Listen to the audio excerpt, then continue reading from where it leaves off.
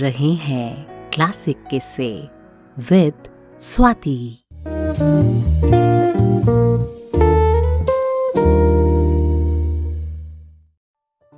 दोस्तों, किस्से सुनाती हूँ, कहानियाँ सुनाती हूँ, पोइट्री सुनाती हूँ। मैं हूँ स्वाति और अभी जो मैं बुक पढ़ रही हूँ, जो मैं नॉवल पढ़ रही हूँ, उसका नाम है परिणीता, जो कि कहानी है शरद और ललिता की।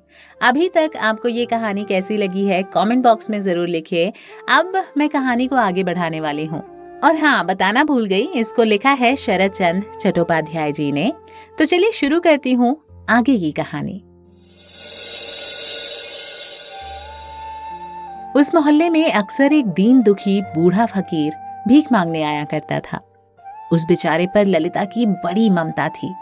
जब कभी वो भजन गाकर भीख मांगता तो ललिता उसे 1 रुपए दे दिया करती थी। 1 रुपया प्राप्त होने पर उसके आनंद का ठिकाना ही नहीं रहता था। ललिता को वो सैकड़ों आशीर्वाद देता था और वो बड़े चाव से उन आशीर्वादों को सुना करती थी। फकीर कहता था, ललिता उस जन्म की मेरी माँ है। पहली दृष्टि पड़ते ही फकीर उसे अपनी माँ समझने लगा है। वो बड़े ही करुण स्वर में उसे अपनी माँ कहकर पुकारता है। आज भी उसने आते ही माँ को पुकारा, ओ माँ, मेरी माँ, तुम कहाँ हो आज? आज इस प्रकार अपने बेटे की आवाज सुनते ही ललिता कठिनाई में पड़ गई। आखिर वो इस समय उसको रुपए दे तो कहाँ से दे? इस समय शेखर घर में ही मौजूद होंगे और वो उनके सामने रुपए लेने जाए कैसे? वो उससे नाराज है। कुछ समय सोचते रहने के बाद वो अपनी मामी के पास गई। अभी अभी उसकी मामी की झकझक नौकरानी से हो गई थी। इस कारण मुंह लटकाए खाने की तैयारी कर रही थी। ऐसी स्थिति में ललिता को कुछ कहने की हिम्मत न हुई। वो वापस चली आई और किवाड़ की ओर से देखा कि बूढ़ा फकीर चौतरे पर अभी भी बैठा है और भजन गाने में मस्त है। ललिता के हृदय में एक खलबली सी मची थी। आज तक उसने इस फकीर को निराश नहीं लौटाया था, इसलिए वो आज भी नहीं लौटाना चाहती थी। उसका मन शुद्ध हो रहा था। भिखारी ने फिर एक बार माँ कहकर पुकारा। इसी बीच अन्ना कली दौड़ती हुई आई और उसने सूचना दी कि दीदी, तुम्हारा बूढ़ा बेटा बड़ी देर से आवाज लगा रहा है। ललिता ने कहा, मेरी अच्छी अन्नो, जरा सुनना, अगर तू मेरा एक जरूरी काम कर दे तो मैं तुझे अच्छी अच्छी चीजें दूंगी। तू जल्दी से चली जाना, शेखर भैया से 1 रुपए लेकर आ जा। अन्ना कली तेजी से दौड़ती हुई गई और 1 रुपए लाकर ललिता को दे दिया। ललिता ने पूछा, शेखर दादा ने देते समय कुछ कहा था? नहीं, कुछ भी नहीं, केवल यही कहा कि बास्केट की जेब से निकाल लो। मेरे विषय में तो कुछ नहीं कहते थे ना? नहीं, कुछ भी नहीं, कहकर वो खेलने में लग गई। रुपए लाकर ललिता ने उस बूढ़े भिखारी को दे दिया और चली गई। आज उसने आशीर्वाद तक ना सुने। पता नहीं क्यों उसे भय लग रहा था। इधर कई दिनों से ताश जोरों से जमते थे, लेकिन ललिता आज खेलने नहीं गई। वो सिरदर्द का बहाना करके मुंह ढाके पड़ी रही। वास्तव में उसे कुछ भी अच्छा न लगता था। उसका चित्त परेशान था। दोपहर के पश्चात अन्ना कली को बुलाकर पूछा, अन्नो, आजकल तू अपने शेखर दादा से पढ़ने नहीं जाती? जाती क्यों नहीं, मैं तो रोज जाती हूँ। ललिता ने कहा, दादा मेरे बारे में कुछ नहीं पूछते? अन्ना ने कहा, नहीं, हाँ, उन्होंने पूछा था कि ताश खेलने दोपहर को जाती हो या नहीं। बेचैनी के साथ ललिता ने फिर कहा, फिर तूने क्या कहा? अन्ना कली ने कहा, यही कि तुम चारों के यहाँ रोज ताश खेलने जाती हो। शेखर दादा ने पूछा, तो खेलता कौन कौन है? मैंने कहा, चारू दीदी, तुम, मौसी और चारू के मामा। अच्छा दीदी, तुम सब में अच्छा कौन खेलता है, तुम या चारू के मामा? मौसी तो कहा करती हैं कि तुम अच्छा खेलती हो। ये सुनकर ललिता में मानो आग लग गई। वो डांट कर कहने लगी, ये सब तूने क्यों कहा? पाजिन कहीं की, तू हर बात में आधी खिचड़ी क्यों पकाया करती है? चली जा, मुंह चली, अब मैं तुझे कुछ भी नहीं दूंगी। ये कहकर ललिता वहां से चली गई। ललिता के इस प्रकार बदले हुए भावों से अन्नाकली हैरान हो गई। उसकी कच्ची बुद्धि ने ये न समझा कि ललिता क्यों एकदम बिगड़ गई। 2 दिन से ताश का अड्डा नहीं जमता। ललिता के ना आने से मनोरमा का खेल बंद हो गया है। मनोरमा के हृदय में ये संदेह भावना जागृत हो चुकी थी कि गिरीन्द्र ललिता की तरफ आकर्षित हो रहा है। उस पर रीझ कर गिरीन्द्र बेचैन होता जा रहा है। मनोरमा ने देखा ये 2 दिन गिरीन्द्र ने कितनी परेशानी और बेचैनी से काटे हैं। यही नहीं, उसने बाहर घूमने जाना तक बंद कर दिया है। अब वो केवल कमरे में ही इधर उधर उठता बैठता दिन काट देता है। तीसरे दिन दोपहर के समय उसने बहन से कहा, बहन, क्या खेल आज भी न होगा? मनोरमा ने कहा, कैसे होगा गिरीन्द्र, खेलने वाले ही पूरे नहीं हैं। आओ आज 3 आदमी ही खेल लें। मनोरमा की इस बात को सुनकर गिरीन्द्र का उत्साह भंग हो गया। वो बोला, कहीं 3 आदमी में भी भला खेल होता है? उस घर की लड़की जिसका नाम ललिता है, उसे बुला लो ना जीजी। मनोरमा ने कहा, वो ना आएगी। गिरीन्द्र उमंग में तुरंत बोल उठा, क्यों नहीं आएगी? उसके घर वालों ने मना कर दिया है या अपने से? अरे नहीं, वो अपने आप नहीं आती। उसके मामा मामी के ऐसे भाव नहीं है। गिरीन्द्र के मुंह पर प्रसन्नता की झलक दौड़ गई। वो फिर बोला, फिर तो तुम्हारे जाने भर की देर है। जरा जाकर कह दोगी तो तुरंत आ जाएगी। ये बात गिरीन्द्र ने कह तो दी, पर अपने मन में संकोच कर रहा था। उसके हृदय की बात ताड़कर मनोरमा ने हंसते हुए कहा, अच्छा, अभी जाकर बुला लाती हूँ। ये कहकर वो ललिता के घर गई और उसे पकड़कर साथ ही ले आई। आज फिर ताश का अड्डा जमा।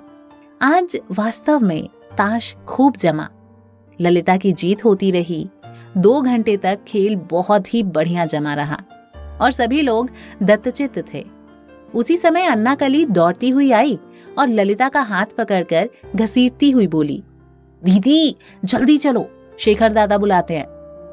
शेखर नाम सुनते ही ललिता का चेहरा पीला पड़ गया। उसने ताश छोड़ दिया और पूछा, क्या दादा आज काम पर नहीं गए हैं? मुझे क्या मालूम, शायद जल्दी आ गए हैं। ललिता ने मनोरमा की ओर कुंठित भाव से देखकर कहा, मौसी मैं जाती हूँ। उसका हाथ पकड़कर मनोरमा ने कहा, नहीं नहीं, ऐसा नहीं हो सकता, अभी 2-4 हाथ और खेल लो ना। परेशान होकर ललिता ने कहा, मौसी अब नहीं खेल सकूंगी, जरा भी देर हो गई ना तो वो नाराज हो जाएंगे। इतना कहकर दौड़ती हुई चली गई। गिरीन्द्र ने पूछा, ये शेखर दादा कौन है? मनोरमा ने कहा, वो इसी सामने वाले बड़े महल में रहते हैं। गर्दन हिलाते हुए गिरीन्द्र ने कहा, वो महल? तब तो शायद नवीन बाबू के कोई रिश्तेदार हैं। मनोरमा ने हंसते हुए कहा, कैसे रिश्तेदार? ललिता के मामा के मकान तक को वो बुढ़ा हड़प लेने को तैयार है।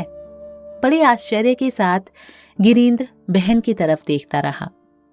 मनोरमा ने सारी कहानी सुनानी प्रारंभ कर दी। किस तरह से आर्थिक कठिनाइयों के कारण गुरचरण बाबू की मझली पुत्री की शादी रुकी हुई थी। नवीन राय ने काफी ब्याज पर उनका मकान रहन रख लिया था। अब तक भी वो रुपए अदा नहीं हुए हैं और नवीन राय ये मकान हड़प ही लेंगे। वो इसी घात में है। सारी कहानी सुना चकने के बाद मनोरमा ने ये भी कहा कि उस बूढ़े की हार्दिक इच्छा ये है कि बेचारे गुरचरण बाबू का मकान सत्यानाश करके उसी स्थल पर शेखर के लिए बहुत ही सुंदर विशाल महल बनवाए। 2 लड़कों के लिए अलग अलग मकान है, परंतु तीसरे के लिए नहीं है। सभी बातें सुनकर गिरीन्द्र को बहुत दुख हुआ और गुरचरण बाबू की दशा पर बहुत तरस आया। वो बोला, जीजी, अभी तो गुरचरण बाबू की और भी लड़कियां हैं ना, उनका कैसे कामकाज होगा?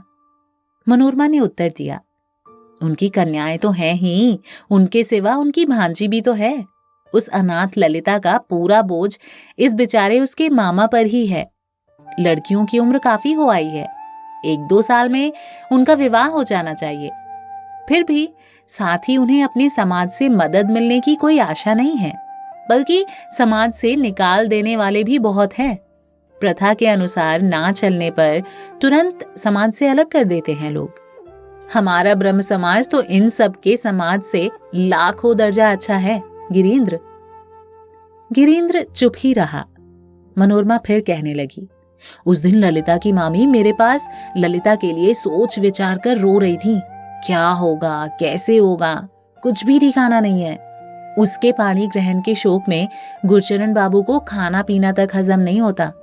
गिरीन्द्र भैया, तेरे बहुत से जान पहचान वाले मुंगेर में होंगे, क्या कोई तेरा मित्र ऐसा नहीं है जो ललिता की सुंदरता और गुणों को देखकर उससे शादी करने के लिए तैयार हो जाए? वास्तव में ललिता के समान गुणी और विदुषी लड़की मिलना बहुत कठिन है। लाखों लड़कियों में वो एक ही रूपवती है। गिरीन्द्र ने दुखपूर्वक झूठी हंसी हंसकर कहा, ऐसी जान पहचान वाला कहाँ पा सकूंगा दीदी। फिर भी हाँ, इस कार्य में धन देकर उनकी सहायता कर सकता हूँ। गिरीन्द्र के पिता ने डॉक्टरी से अथाह धन इकट्ठा किया था। उस संपूर्ण धन का एकमात्र अधिकारी गिरीन्द्र ही था। मनोरमा ने कहा, तो क्या तू रुपए उधार देगा? गिरीन्द्र ने कहा, उधार क्यों दूंगा जीजी, पर हाँ, वो जब दे सकेंगे दे देंगे और ना दे सकेंगे तो भी कोई हर्ज नहीं है। आश्चर्य में पड़कर मनोरमा ने कहा, आखिर इस तरह से उन्हें रुपए देने से तुझे क्या लाभ होगा? ये लोग ना हमारी बिरादरी के हैं और ना ही समाज के हैं। फिर तुम ही बताओ कि इस प्रकार रुपए कौन देता है? मनोरमा की ओर देखकर गिरीन्द्र ने हंसते हुए कहा, समाज के नहीं है तो ना सही, किंतु अपने देश के बंगाली तो हैं। उनके पास टके नहीं है और मेरे पास रुपयों में काई जम गई है। जीजी, तुम एक बार कहो तो उनसे, यदि वे रुपए लेना चाहें तो मैं देने को तैयार हूँ। फिर ललिता ना तो उनकी सगी है और ना ही संबंधिनी है। मैं उसकी शादी का पूरा खर्चा ही दे दूंगा। उस भोली लड़की के काम के लिए मैं पूरा भार सहन कर लूंगा। गिरीन्द्र की ये बातें सुनकर मनोरमा को ना आनंद मिला और ना ही संतोष हुआ। हालांकि मनोरमा के घर से कोई कुछ नहीं कहता था, फिर भी स्त्रियों के स्वभाव के अनुसार पराये आदमी को रुपए बिना प्रयोजन देते देखकर उसे जरा भी चैन न था, बल्कि वो तो उसमें रोड़े अटका देना चाहती थी। चारूबाला चुपचाप ये सब बातें सुन रही थी। गिरीन्द्र की ये रुपए से मदद करने की बात सुनकर उसका हृदय खुशी से नाच रहा था। वो कहने लगी, मामा तुम ऐसा ही करो, मैं जाकर मौसी से कह आती हूँ। मनोरमा ने उसे धमका कर कहा, चुप बैठ चारू, ये बातें बच्चों के मुंह से बड़ों के बीच में अच्छी नहीं लगती। ललिता की मामी से जो भी कहना है मैं जाकर कह दूंगी। गिरीन्द्र ने कहा, हाँ ऐसा ही करो दीदी, गुरचरण बाबू तो भले आदमी हैं, ऐसा लगता है। कुछ देर रुककर मनोरमा ने फिर कहा, मैं क्या, सभी लोग यही कहते हैं कि दोनों स्त्री पुरुष बड़े सज्जन हैं। गिरीन्द्र, इस बात का हमें दुख है। बहुत मुमकिन है कि उन लोगों को घर त्याग कर सड़क पर ही आकर खड़ा होना पड़े। इसके भय से तूने देख ही लिया है कि ललिता ने ज्यों ही शेखर का नाम सुना तुरंत दौड़ी हुई गई। ललिता ही क्या, बल्कि उसके यहाँ के सभी लोग शेखर के बंधन में हैं। कुछ भी कोशिश क्यों न की जाए, जब एक बार कोई नवीन राय के चंगुल में फंस गया तो उसे निकालना कठिन ही है। मनोरमा की ओर देखते हुए गिरीन्द्र ने एक बार फिर कहा, हाँ तुम फिर उनसे जाकर कहोगी ना? मनोरमा ने कहा, अच्छा अवश्य कहूंगी। यदि तू अपनी सहायता से किसी गरीब का उपकार कर सके तो इससे उत्तम और क्या हो सकता है? दीदी, व्यग्रता की कौन सी बात है, ये तो हम सबका धर्म है। जब किसी मुसीबत में ग्रस्त व्यक्ति की जिस प्रकार बन सके मदद करो। ये कहकर गिरीन्द्र कुछ लज्जित सा हो गया और आगे कुछ ना कहकर वो कमरे से बाहर चला गया। परंतु कुछ ही समय बाद वो फिर लौटकर वहीं आ बैठा। मनोरमा ने कहा, तू फिर आ गया? मुस्कुराते हुए गिरीन्द्र ने कहा, मुझे ऐसा लगता है कि शायद तुम जो कुछ भी करुणा युक्त गाथा गाती हो उसमें सत्यता का बहुत कम अंश है। आश्चर्यचकित होकर मनोरमा ने पूछा, क्यों? गिरीन्द्र ने कहा, जिस लापरवाही से मैंने ललिता को रुपए खर्च करते हुए देखा है उससे गरीबी का कोई लक्षण दिखाई नहीं देता।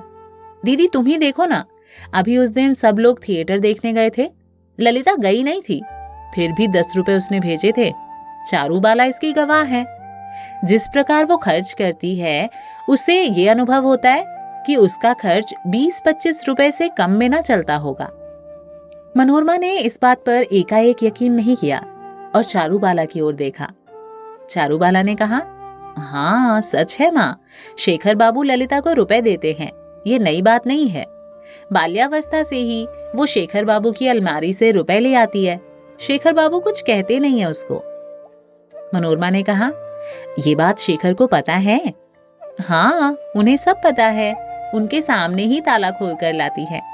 पिछले महीने अन्नाकली के गुड्डे के विवाह के समय जो धूमधाम हुई थी और इतने अधिक रुपए खर्च हुए थे, वो सब किसने दिए थे? सारा खर्च ललिता ने दिया था। लंबी सांस छोड़ते हुए मनोरमा ने कहा, भैया, मैं इन सब के बारे में कुछ नहीं जानती, किंतु इतना अवश्य जानती हूँ कि नवीन राय के भांति उसके लड़के नीच नहीं हैं। सभी लड़के अपने माँ के स्वभाव के हैं, इसलिए उनमें दया ममता भरी हुई है। इसके अलावा ललिता भी बड़ी नेक लड़की है, सभी उससे स्नेह करते हैं। बचपन से ही वो शेखर के पास ही रहती है। वो शेखर को भैया कहती है और शेखर का भी उस पर गहरा अनुराग है। अच्छा चारू, ये तो बता, क्या शेखर बाबू की शादी इसी माघ में होने वाली है? सुना है इस रिश्ते से बुढ़े को अच्छी रकम हाथ लगेगी। चारूबाला ने कहा, हाँ माँ, इसी माघ में शेखर भैया का ब्याह हो जाएगा, बात तय हो चुकी है। तो क्या शेखर का ब्याह वाकई होने वाला है या इसमें कुछ ट्विस्ट है, ये आपको सुनाऊंगी अगले एपिसोड में। फिलहाल मुझे दीजिए इजाजत। नमस्कार।